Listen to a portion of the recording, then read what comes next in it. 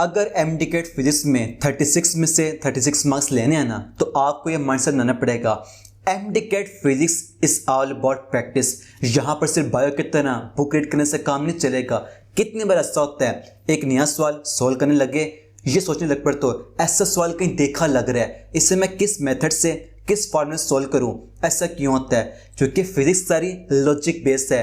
یہاں پر نا ہر ایک سوال کو سولو کرنے کا ایک سٹیپ بائی سٹیپ مکمل میتھڈ ہوتا ہے. اور آج کے اسی سنگل ویڈیو میں ایم ڈی کیٹ فزکس کو تیار کرنے کا ایک مکمل 9 ڈیز کا پلان ہوگا, اور ساتھ ساتھ وہ سوال جو سولو نہیں ہوتے اس کی ریزن اور سولوشن وہ کیا ہے آؤ سمجھتے ہیں. السلام علیکم. تو پھر کیسے ہیں آپ سب لوگ؟ میرا نام عبداللہ احمد ہے.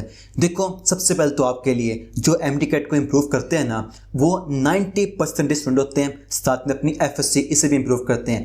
آپ کے لیے یہ مسٹیک آپ نے کبھی بھی نہیں کرنی. وہ کیا کہ نا اپنے ایف ایس سی کے پیپر ہے انہیں مشکل سمجھنے لگ پڑنا. وہ کیا کرتے ہیں کہ جب ایم ڈی کا پیپر ہو گیا اس کے بعد جو ٹائم ہوگا نا امپرومنٹ کا پہلے لگائیں گے 3-4 مہینے اپنے جو ایف ایس سی ہے اس سے امپروو کرنے کے لیے, یا پھر یہ کریں گے ایف ایس سی اور ایم ڈی کیٹ دونوں کو ساتھ لے کے چلیں گے. یہ مسٹیک کبھی بھی نہیں کرنی. میں ہر سال میں اسٹوڈنٹ کو یہی گائیڈ کرتا ہوں. پتہ کیا نقصان ہوتا ہے, کسی ایک بار میچ نہیں کر پاتے. دونوں کو تیار کرنے کا نا جو ہوتی اپروچ ہوتی ہے وہ مختلف ہوتی ہے. پھر کیا ہوتا ہے ایف ایس سی کے پر پاس سے آتے ہیں دوبارہ سٹارٹ کرنی پڑتی زیرو سے اپنی ایف ایس سی کی, پھر اس کے بعد دوبارہ سٹارٹ کرنی پڑے گی زیرو سے تیاری اپنی ایم ڈی کیٹ کی. جو پہلے محنت کی ہوتی ہے وہ ویسٹ ہوتی ہے. میں ایسا کبھی نہیں دوں گا. کرنا کیا آپ نے, میں آپ سے سوال پوچھتا ہوں. امیجن کرو جو آپ نے کلاس 12 کے پیپر دیے تھے اور جو کلاس یا 11 کے پیپر دیے تھے, آپ نے اس سے 2 ہفتے پہلے آپ کو جانے کا موقع مل جائے. جو آپ کے ایف ایس سی کے نمبر ہیں کیا وہ یہ نمبر ہوں گے؟ نہیں نا. وہ جو گول ہے مجھے سیٹ لے کے دکھانی ہے, اس کے لیے مجھے ایف ایس سی میں یہ مارکس چاہیے ہوں گے کہ وہ لے کے دکھاتے. صرف 2 ہفتے میں تیاری کر کے لیتے نا. بالکل سیم اس طریقے سے میں اب آپ کو ٹائم دے رہا ہوں, اس کا ڈبل دے رہا ہوں. آپ کے پاس سے ایڈوانٹیج ہے. اس سے پہلے تم نے اپنے ایف ایس سی کے پیپر ہیں وہ ایگزام ہال میں بیٹھ کر لکھے ہوئے ہیں. تمہارا ایم ڈی کیٹ کا اسٹیمنا بنا ہوا ہے. جو آپ کی ایکچوئل ویلیو ہے نا اس سے یاد رکھو آپ کے لیے جو ایف ایس سی کے پیپر ہے نا نہیں مشکل ہوں گے. میں آپ کو اس کے مقابلے میں ڈبل ٹائم دے رہا ہوں. آپ کو اپنے ایف ایس سی کے پیپر ہیں انہیں دوبارہ ریوائز کرنے کے لیے آخری 1 ہفتہ انف رہے گا. لیکن تب جب آپ نے اس سے پہلے ایم ڈی کیٹ والا مومنٹم بنایا ہوگا, وہ والا اسٹیمنا بنایا ہوگا, آپ نے اس سے پہلے جا کے پاس ہوں گے 2-3 مہینے اپنے ایم ڈی کیٹ کے سلیبس میں جو رہ گئی تھی ڈیفیشنسی اس سے مکمل کیا ہوگا. چاہے وہ تیاری میں ہو, کانسیپٹ کلیئر کرنے میں ہو یا پھر پریکٹس کرنے میں ہو, وہ مکمل کی ہوگی. جب یہ اسٹیمنا ہوگا نا اس اسٹیمنا سے اپنے جو ہوں گے آپ کے ایف ایس سی کے پیپر ہے وہ بھی آرام سے کریک کر لیں گے. میں نے ایک ایگزامپل دی تھی اس سے پہلے ویڈیو میں کہ آج سے نا 3-4 سال پہلے کی بات ہے. ایک اسٹوڈنٹ تھی اس نے نا پنجاب کے 9 بورڈس ہیں وہاں ٹاپ کیا, 1100 میں سے 1076 ہیں یہ مارکس لیے. لیکن ایک اور اسٹوڈنٹ تھا اس نے 1078 نمبر لیے, اس سے اوپر نمبر لیے تھے. ہاں اس کا نا پوزیشن میں نہیں ہے کیونکہ وہ امپروور تھا, اس نے نمبر تک میں لے لیے کیونکہ اس نے بنایا تھا اپنا ایم ڈی کیٹ لیول کا اسٹیمنا. آپ نے بھی اسے ہی فالو کرنا ہے, پھر آپ کے جو ہوں گے نا ایف ایس سی ایگزام وہ مشکل نہیں رہیں گے. اور آج کے ویڈیو ہے اس چیز پر ہے. اس ویڈیو میں نا پہلے تو یہ آئے گا فزکس کا پلان آئے گا, پھر سیکوینس سے جو باقی آپ کی 4 بکس ہوں گی ایم ڈی کیٹ کی مکمل پلان آئے گا تیار کرنے کا. ہوتا کیا ہے روڈ میپ, آپ نے تیار کیسے کرنا ہے, اور پھر ایک مکمل ہوگا 9 ڈیز کا پلان ہوگا. رائٹ ہے. اب یہاں اس ویڈیو میں کیا ہے 36 آؤٹ آف 36 مارکس لینے کا مکمل ہوگا روڈ میپ. کیسے ایم ڈی کیٹ کے فزکس ہے اسے تیار کرتے ہیں اور ریوائز جو کہ مین چیز ہے اس کے مکمل اسٹریٹجی پلان سب کچھ ہوگا. اور پھر لاسٹ پہ ایک 9 ڈیز کا ماسٹر پلانر ہوگا. اس کے سٹیجز ہوں گی, آپ اسٹیج پہ نا وہاں اسٹارٹ کر سکتے ہو اس سے. رائٹ ہے. دین comment love I will follow this plan.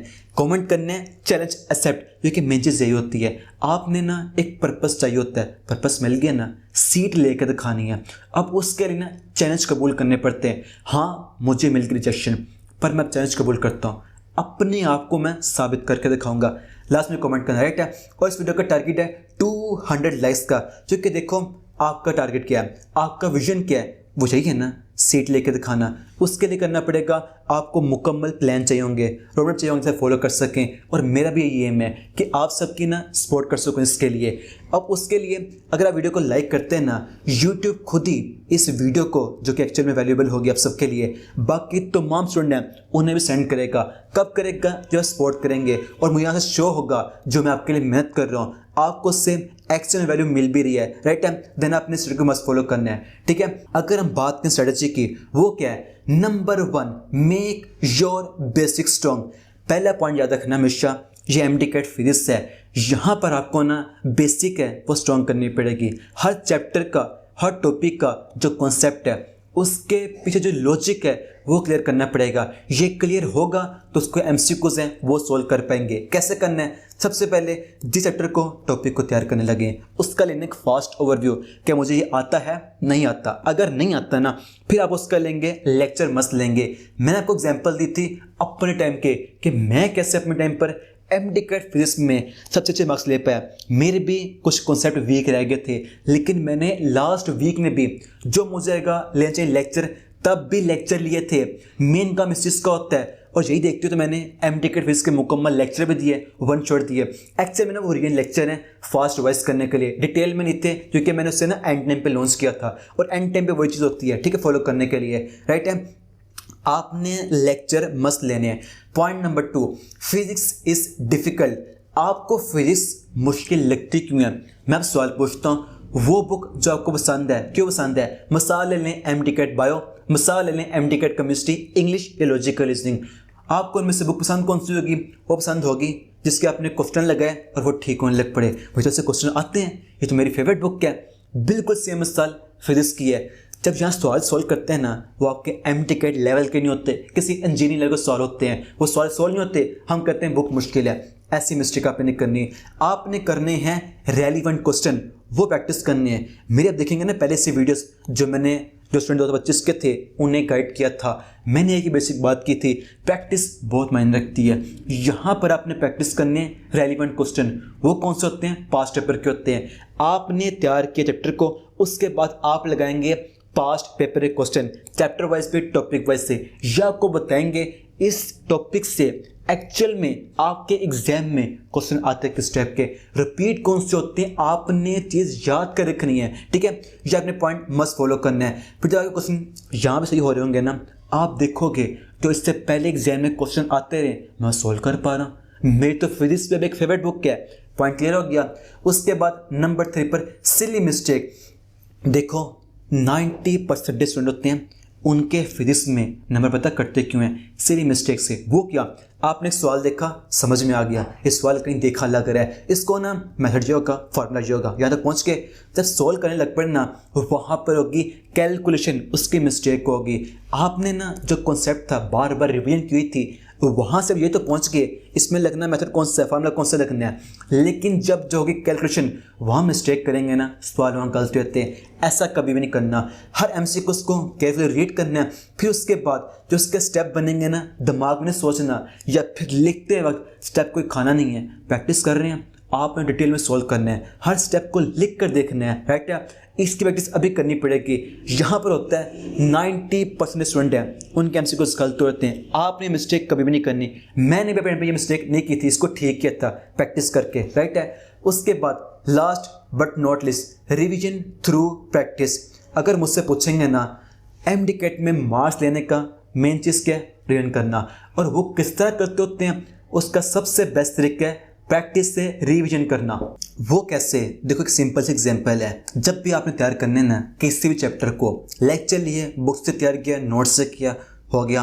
अब उसके बाद ना आप लगाएंगे उसके चैप्टर वाइज टेस्ट। यह आपको बताएंगे जो आपके सवाल वहाँ पर गलत हुए हैं ना अभी के लिए, यह आपको बताएंगे आपके एक्चुअल में टॉपिक वीक कौन से, जिन्हें हमें प्रैक्टिस करना है और रिवाइज करना है। बाकी आपके क्वेश्चन ठीक हैं, वो टॉपिक तो आपको आते हैं, उसको रिवाइज करने में टाइम लगाना ही क्यों? इससे कहते हैं रिवाइज करने का सबसे बेस्ट तरीका। आपने सुन रखा होगा ना, जो एग्जाम को टॉप करते हैं, उन्हें सिलेबस को रिवाइज किया 10-15 बार। कैसे कर पाते हैं? मुकम्मल नहीं करते। जो आता होता है वो तो करते ही नहीं है। जो चीज़ वीक है उससे ही रिवाइज करना होता है। कब कर पाते हैं? जब क्वेश्चन लगाएंगे, प्रैक्टिस करेंगे, राइट है। उसके बाद हैं FLP मॉक टेस्ट। اصل میں نا جو آپ کے FLP ہوتے ہیں نا، یاد رکھنا ہمیشہ میری ایک بات، یہ آپ کے آئینہ ہوتے ہیں، آئینہ، مرر، آپ کو بتاتے ہیں آپ اس ٹائم کس اسٹیج پہ ہو، کس لیول پہ ہو۔ میں آپ سے سوال پوچھتا ہوں، ہر کسی گول تو ہوتا ہے نا MTCAT میں لینا 175 مارکس، وہ کیسے لیے آتے ہیں؟ جو اس سے پہلے اسٹوڈنٹ جو نے لے کے دکھائے ہیں اس سے اوپر نمبر، وہ کیسے لیے ہیں؟ کیا انہوں نے صرف سلیبس تیار کر دیا، ریوائز کر دیا، اس کے بعد ایگزام دے نمبر آگے؟ ایسا نہیں ہوتا۔